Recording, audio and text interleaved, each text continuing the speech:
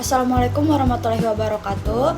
Kami di sini akan mempresentasikan hasil materi kami, yaitu mengenai capital budgeting dengan 3 metode, yaitu dengan metode net present value atau NPV, RR, dan payback period. Materi pertama akan dibacakan oleh Syafani Hovifah. Capital budgeting. Capital budgeting yaitu salah satu konsep penting dalam manajemen keuangan perusahaan. Capital budgeting digunakan oleh perusahaan untuk mengambil keputusan investasi jangka panjang seperti pembelian mesin, pembangunan gedung, atau ekspansi usaha. Capital budgeting merupakan proses evaluasi dan analisis terhadap suatu proyek investasi untuk menentukan apakah proyek tersebut layak dijalankan atau tidak. Keputusan ini sangat penting karena biasanya melibatkan dana yang besar dan berdampak jangka panjang terhadap perusahaan.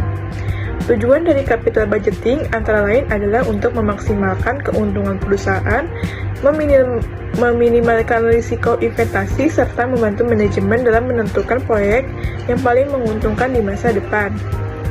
Selanjutnya, kami akan menjelaskan penerapan capital budgeting melalui sebuah studi kasus yang akan disampaikan oleh teman saya. Perkenalkan, nama saya Tri Agustina Wulandari. Baik, di sini saya akan melanjutkan materi dari teman saya. Studi kasus yang kami gunakan adalah sebuah perusahaan manufaktur bernama PT Maju Jaya yang berencana membeli mesin produksi baru. Mesin tersebut membutuhkan investasi awal sebesar 100 juta dengan umur proyek selama 5 tahun. Perusahaan memperkirakan arus kas masuk sebesar 30 juta per tahun dengan tingkat diskonto atau cost of capital sebesar 10%. Metode pertama yang digunakan adalah net present value atau NPV.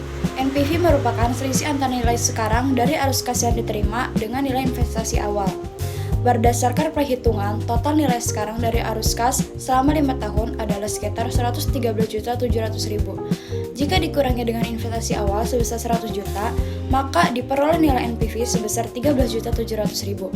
Karena nilai NPV bernilai positif, maka investasi pembelian mesin tersebut dinyatakan layak untuk dijalankan. Selanjutnya, materi akan dilanjutkan oleh teman saya. Perkenalkan, nama saya Irma Sari, NIM 1220493. Di sini saya akan melanjutkan presentasi yang diberikan oleh Patria.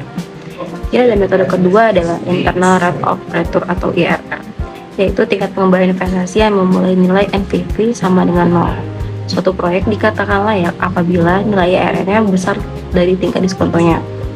Lalu berdasarkan nilai perhitungan, nilai IRR dapat dari investasi mesin PT Maju Jaya sekitar 15% karena nilainya lebih besar daripada nilai tingkat diskonto sebesar 10%-nya.